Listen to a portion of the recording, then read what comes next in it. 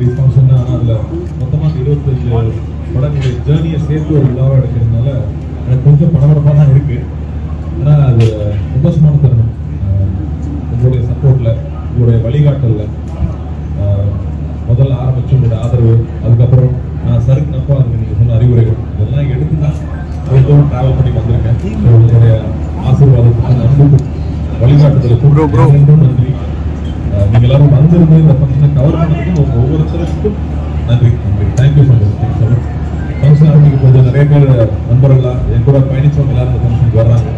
So ரொம்ப ஸ்பெஷலான ஒரு நாள் தான் இன்னைக்கு எனக்கு. ஆண்டவருக்கு நன்றி. தேங்க்யூ. முக்கியமாக தமிழ் சினிமா ரசிகர்களுக்கு ஒரு பெரிய நன்றி.